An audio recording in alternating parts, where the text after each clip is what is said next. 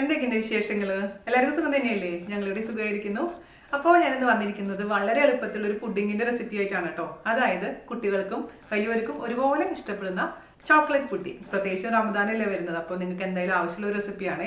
അപ്പോൾ എന്തായാലും തയ്യാറാക്കി നോക്കിയതിന് ശേഷം അഭിപ്രായം പറയാൻ മറക്കരുത്. അതുപോലെ തന്നെ ഞാൻ കഴിഞ്ഞ ആഴ്ച പോസ്റ്റ് ചെയ്തിട്ടുണ്ടായിരുന്നു നമ്മുടെ 7 ഡേ മെനു. എത്ര പേര് ഉണ്ടാക്കി നോക്കി, എങ്ങനെയുണ്ട്, ഇഷ്ടപ്പെട്ടോ, അതിനെക്കുറിച്ചുള്ള അഭിപ്രായം പറയാൻ മറക്കില്ല എന്ന് വിശ്വസിക്കുന്നു. അപ്പോൾ ഒട്ടും താമസിക്കാതെ നമുക്ക് എങ്ങനെയാണ് രുചികരമായിട്ടുള്ള അതേസമയം ഈസി ആയിട്ടുള്ള ചോക്ലേറ്റ് പുഡിംഗ് തയ്യാറാക്കാം എന്ന് നോക്കിയിട്ട് വരാം. Okay, hello dears. അപ്പോൾ നമുക്ക് ചോക്ലേറ്റ് പുഡിംഗ് തയ്യാറാക്കാം, അല്ലെങ്കിൽ ചോക്ലേറ്റ് പാനക്കോട്ട. പാനക്കോട്ട എന്ന് പറഞ്ഞാൽ കുറേ പേർക്ക് അറിയില്ല, അതുകൊണ്ടാണ് പുഡിംഗ് തന്നെ പറയുന്നത്. വളരെ ഈസി ആയിട്ടുള്ള പുഡിംഗ് ആണിത്. കുറച്ച് ഇൻഗ്രീഡിയൻസ് മാത്രം മതി. നിമിഷ നേരം കൊണ്ട് നമുക്കിത് റെഡിയാക്കി ഫ്രിഡ്ജിൽ വെക്കാൻ പറ്റും കേട്ടോ. അപ്പോൾ അതിനുവേണ്ടി ഞാനിവിടെ എല്ലാം റെഡിയാക്കി വെച്ചിട്ടുണ്ട്. ഞാനിപ്പോൾ ആദ്യം റെഡിയാക്കി വെച്ചിരിക്കുന്നത് 1/2 ലിറ്റർ, അതായത് 500 ml വിപ്പിംഗ് ക്രീമാണ്. ഞാനിത് വീട്ടിലുണ്ടാക്കിയതാണ് കേട്ടോ. അതിൻ്റെ വീഡിയോ ഞാൻ ഓൾറെഡി പോസ്റ്റ് ചെയ്തിട്ടുണ്ട്. അപ്പം നിങ്ങൾക്ക് വീട്ടിൽ ഉണ്ടാക്കാൻ താല്പര്യമില്ല എന്നുണ്ടെങ്കിൽ പുറത്തുനിന്ന് വാങ്ങിച്ചാലും മതി. ഏത് ക്രീം ആണെങ്കിലും, ഡബിൾ ക്രീം ആണെങ്കിലും വിപ്പിംഗ് ക്രീം ആണെങ്കിലും ഏതാണെങ്കിലും ഉപയോഗിക്കാം. പാൽ വെച്ചിട്ടും ചെയ്യാം കേട്ടോ. പക്ഷേ വിപ്പിംഗ് ക്രീമും കൂടി ഉണ്ടെങ്കിൽ കുറച്ചും കൂടെ നല്ല ടേസ്റ്റ് ആയിരിക്കും നമ്മുടെ പുഡിങ്ങിന്. അതുകൊണ്ടാണ് ഞാനിവിടെ വിപ്പിംഗ് ക്രീം ഉൾപ്പെടുത്തിയിരിക്കുന്നത് കേട്ടോ. അപ്പോൾ 500 ml അത് റെഡിയാക്കിയിട്ടുണ്ട്. പിന്നെ ഇത് 100 ml പാല്, പിന്നെ അത് കൂടാണ്ട് കുറച്ച് പാൽ എക്സ്ട്രാ, ഒരു 40-60 ml പാൽ എക്സ്ട്രാ എടുത്ത് വെച്ചിട്ടുണ്ട്. അതിലോട്ടാണ് നമ്മൾ ആദ്യം തന്നെ ജലാറ്റിൻ മിക്സ് ചെയ്ത് വെക്കാൻ പോകുന്നത് കേട്ടോ. നിങ്ങൾക്ക് ജലാറ്റിൻ യൂസ് ചെയ്യാം, അതല്ലെങ്കിൽ അഗർ അതായത് ചൈന ഗ്രാസ് യൂസ് ചെയ്യാം. ചൈന ഗ്രാസ് ഞാൻ ഇതുവരെ ഈ പുഡിങ്ങിന് യൂസ് ചെയ്തിട്ടില്ല, അതുകൊണ്ട് അളവ് എനിക്ക് അത്ര കൃത്യമായിട്ട് അറിയില്ല. ഞാനിപ്പോൾ ചൈന ഗ്രാസ് യൂസ് ചെയ്യണമെങ്കിൽ തന്നെ സ്റ്റിക്കായിട്ടാണ് നമുക്ക് കിട്ടുക ചൈന ഗ്രാസ് അല്ലേ. അത് നമ്മൾ മിക്സിയിലിട്ട് നന്നായി പൊടിച്ച് ഇതേപോലെ നമ്മളുടെ ജലാറ്റിൻ പോലെ റെഡിയാക്കി വെക്കുകയാണെന്നുണ്ടെങ്കിൽ നമുക്ക് ഈസിയാണ് അളവ് നിശ്ചയിക്കാൻ. അപ്പോൾ 1 സ്പൂണോ 2 സ്പൂണോ എന്ന് വെച്ചാൽ ഇട്ട് കഴിഞ്ഞാൽ നമുക്ക് അറിയാൻ പറ്റും. നിങ്ങളുടെ അടുത്ത് ഇത് രണ്ടും ഇല്ലാന്നുണ്ടെങ്കിൽ വേറൊരു വേർഷൻ ഉണ്ട്, അതായത് കോൺഫ്ലോർ ഇല്ലേ, കോൺഫ്ലോർ വെച്ചിട്ട് നമുക്ക് തയ്യാറാക്കാം. അതിൻ്റെ വീഡിയോ ഞാൻ ഓൾറെഡി പോസ്റ്റ് ചെയ്തിട്ടുണ്ട്. ചോക്ലേറ്റ് അല്ല, പക്ഷെ അതേ റെസിപ്പി ഫോളോ ചെയ്താൽ മതിയാവും. അതിൻ്റെ ലിങ്ക് ഞാൻ താഴെ തരാം കേട്ടോ. നമുക്ക് ആദ്യം തന്നെ റെഡിയാക്കാനുള്ള കാര്യങ്ങൾ ചെയ്യാം. അപ്പോൾ ഈ പാലിലോട്ട് ഫ്ലേവർ ഇല്ലാത്ത അൺഫ്ലേവേർഡ് ജലാറ്റിൻ നമുക്ക് 1.5 ടീസ്പൂൺ ആദ്യം ചേർക്കാം. എന്നിട്ട് അല്പം കൂടെ എക്സ്ട്രാ ചേർത്ത് കൊടുക്കാം കേട്ടോ. ഇതൊരു ടീസ്പൂണാണ്, 1/4 സ്പൂണിൻ്റെ കുറച്ചും കൂടെ. ഓക്കെ, അപ്പോൾ നമ്മുടെ ഈ ജലാറ്റിൻ ചേർത്തിട്ടുള്ള പാല് ജസ്റ്റ് ഒന്ന് മിക്സ് ചെയ്യുക, എന്നിട്ട് ഇതങ്ങ് മാറ്റി വയ്ക്കാം. പാത്രത്തിലോട്ട് 500 ml കുക്കിംഗ് ക്രീം അല്ലെങ്കിൽ വിപ്പിംഗ് ക്രീം, ഏത് ക്രീമാണെങ്കിലും നിങ്ങളുടെ അടുത്തുള്ളത് അതങ്ങ് ഒഴിച്ചു കൊടുക്കാം. 100 ml പാലും കൂടെ ഒഴിച്ചു കൊടുത്തിട്ടുണ്ട്. തീ ഓൺ ചെയ്യാം. ഇതിന് മുമ്പ് ഞാൻ പാനക്കോട്ട 2 എണ്ണം ചെയ്തിട്ടുണ്ടായിരുന്നു കേട്ടോ. അതിൻ്റെ ലിങ്ക് ഞാൻ താഴെ തരാം കേട്ടോ. ഇവിടെ ഏറ്റവും ഇഷ്ടപ്പെട്ടുള്ള ഡെസേർട്ടാണ് പാനക്കോട്ട. എനിക്ക് ഉണ്ടാക്കാൻ എളുപ്പമാണ്, വരുന്ന ഗസ്റ്റിനും ഏറ്റവും ഇഷ്ടപ്പെട്ടൊരു സംഭവമാണ്. അപ്പോൾ കഴിഞ്ഞ ദിവസം അനുവാണ് ചോദിച്ചത് ഈ ചോക്ലേറ്റ് പാനക്കോട്ട ഇട്ടിട്ടുണ്ടോ എന്നുള്ള കാര്യം. അപ്പോഴാണ് ഞാൻ ഓർത്തു ആ സംഭവം ഇട്ടിട്ടില്ല, പിള്ളേർക്ക് ഭയങ്കര ഇഷ്ടമുള്ളൊരു കാര്യമല്ലേ. അപ്പോൾ ഞാനത് ഉണ്ടാക്കി നോക്കി, അതിൻ്റെ അളവൊക്കെ എടുത്ത് വെച്ചു. എന്നിട്ട് പിള്ളേർക്ക് കൊടുത്ത് ഭയങ്കര ഇഷ്ടപ്പെട്ടു കേട്ടോ. അപ്പോൾ തീർച്ചയായിട്ടും നിങ്ങൾക്ക് ഉണ്ടാക്കി നോക്കാം. ഇപ്പോൾ പ്രത്യേകിച്ച് റമദാനൊക്കെ വരുന്നത്. അപ്പോൾ ഞാനിവിടെ ചോക്ലേറ്റ് പുഡിംഗ് ഉണ്ടാക്കാൻ വേണ്ടിയിട്ട് ഹെർഷീസിൻ്റെ മിൽക്ക് ചോക്ലേറ്റ് ആണ് ഉപയോഗിക്കുന്നത് കേട്ടോ. 40 ഗ്രാമിന്റെ 4 ബാറാണ് ഞാൻ ഉപയോഗിക്കാൻ പോകുന്നത്. നിങ്ങൾക്ക് വേണമെന്നുണ്ടെങ്കിൽ അത് 3 ബാർ മിൽക്ക് ചോക്ലേറ്റും 1 ബാർ ഡാർക്ക് ചോക്ലേറ്റും ഉപയോഗിക്കാം. അത് നിങ്ങളുടെ ഇഷ്ടം പോലെ ചെയ്തോളൂ. പിന്നെ നിങ്ങളുടെ അടുത്ത് ചോക്ലേറ്റ് ഇല്ലെങ്കിൽ അതിന് വരെ കോക്കോ പൗഡർ ഉപയോഗിക്കാം. അതല്ലാന്നുണ്ടെങ്കിൽ ന്യൂട്ടല ഉപയോഗിക്കാം കേട്ടോ. അല്ലെങ്കിൽ പിന്നെ ഹെർഷീസിന്റെ ചോക്ലേറ്റ് സിറപ്പ് കിട്ടില്ലേ, അതൊക്കെ ഉപയോഗിക്കാം. പക്ഷേ ഏറ്റവും ബെസ്റ്റ് ചോക്ലേറ്റ് ഉപയോഗിക്കുന്നത് തന്നെയാണ് ഈ ഒരു റെസിപ്പിക്ക്. ക്രീമും പാലും ചെറുതായിട്ടൊന്ന് ചൂടായി വരുന്ന സമയത്ത് ചോക്ലേറ്റ് നമുക്ക് ഇട്ട് കൊടുക്കാം. ചെറുതായി ചൂടായി വരുന്നുണ്ട്, അതിലോട്ട് നമുക്ക് ചോക്ലേറ്റ് ഇട്ട് കൊടുക്കാം കേട്ടോ.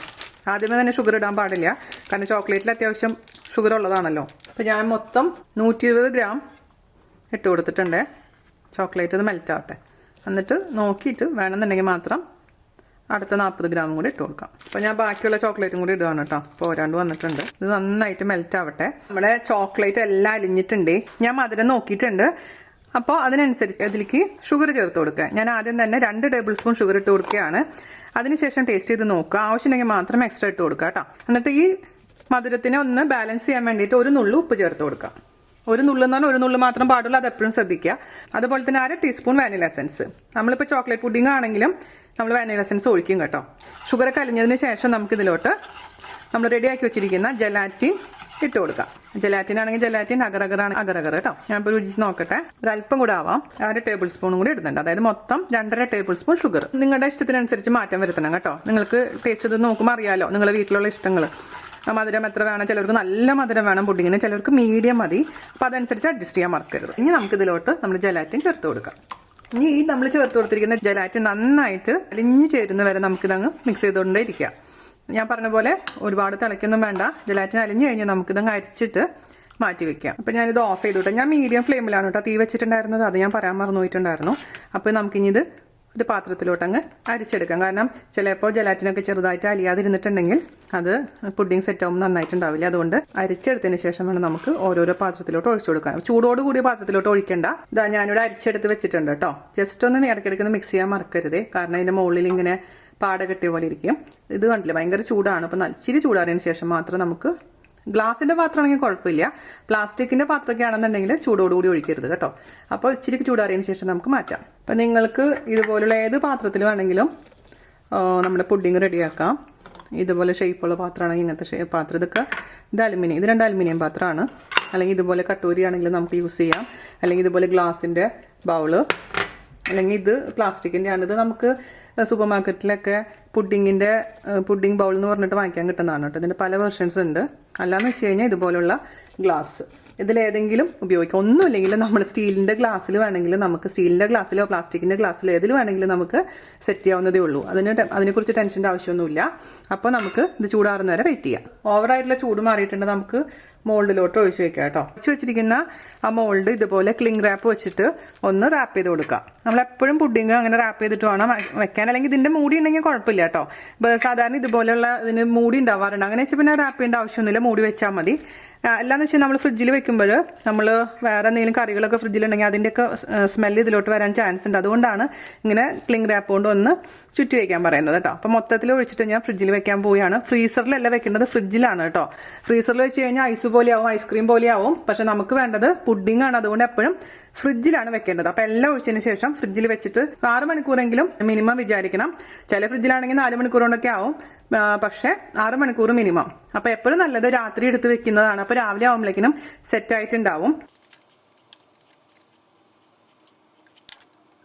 അപ്പോൾ എനിക്ക് പണിയുണ്ട് ഇതെല്ലാം ഒന്ന് റാപ്പ് ചെയ്യണം. അതിനുശേഷം ഫ്രിഡ്ജിൽ വെക്കട്ടെ, എന്നിട്ട് നമുക്ക് സെറ്റ് ആകുമ്പോൾ ഞാൻ കാണിച്ചു തരാം. ഓക്കെ, അപ്പോൾ ഡിയേഴ്സ് ദാ നമ്മുടെ പുഡിംഗ് റെഡി ആയിട്ടുണ്ട്. നോക്കിക്കേ, അടിപൊളിയായിട്ടുള്ള പുഡിംഗ് അല്ലേ. ഞാനിപ്പോൾ ഇത് മാത്രം ഒന്ന് അൺമോൾഡ് ചെയ്തു. ഒരു കപ്പിൽ ചൂടുവെള്ളം എടുത്ത് വെച്ചു, എന്നിട്ട് ജസ്റ്റ് ഒന്ന് ഡിപ്പ് ചെയ്തു. ഈ സംഭവം ജസ്റ്റ് ഒന്ന് ഡിപ്പ് ചെയ്തതിന് ശേഷം അപ്പോൾ ഇങ്ങനെ സൈഡിൽ നിന്ന് വിട്ട് വരും. എന്നിട്ട് ഈ പാത്രത്തിലോട്ടൊന്ന് കമഴ്ത്തി ഇങ്ങനെയും നമുക്ക് സെർവ് ചെയ്യാം. അല്ലെങ്കിൽ ഇതേപോലെ തന്നെ ഇൻഡിവിജ്വലായിട്ട് ഒരു സ്പൂൺ ഇട്ട് കൊടുത്തിട്ട് ഇങ്ങനെയും സെർവ് ചെയ്യാം കേട്ടോ. അപ്പോൾ അത് നിങ്ങൾക്ക്, എനിക്ക് തോന്നുന്നു ഇതുപോലെ സെർവ് ചെയ്യുന്നതായിരിക്കും നിങ്ങൾക്ക് കുറച്ചും കൂടെ നല്ലത്. ഇങ്ങനെ ആകുമ്പോൾ ഓരോന്നും നമ്മൾ ചൂടുവെള്ളത്തിൽ നോക്കി തിരിച്ചിടാൻ നിൽക്കണം. അപ്പോൾ നിങ്ങൾക്ക് ഇഷ്ടമുള്ള പോലെ ചെയ്തോളൂ. അപ്പോൾ സൂപ്പറായിട്ടുള്ള നമ്മുടെ പുഡിംഗ് റെഡി ആയിട്ടുണ്ട്. അപ്പോൾ എത്ര ഈസി ആയിട്ടുള്ള പുഡിംഗ് നിങ്ങൾ എന്തായാലും തയ്യാറാക്കി നോക്കാൻ മറക്കരുതേ.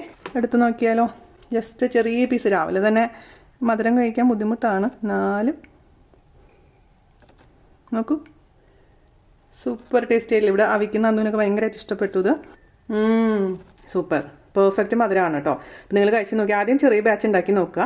എന്നിട്ട് നിങ്ങൾ കഴിച്ച് നോക്കിയിട്ട് ഇഷ്ടത്തിനനുസരിച്ചുള്ള മാറ്റങ്ങൾ വരുത്താൻ പ്രത്യേകിച്ച് ശ്രദ്ധിക്കാം. ഓക്കെ, അപ്പോൾ അടുത്ത അടിപൊളിയായിട്ടുള്ള റെസിപ്പി ആയിട്ട് വരുന്നവരെ നന്ദി, നമസ്കാരം, താങ്ക് യു.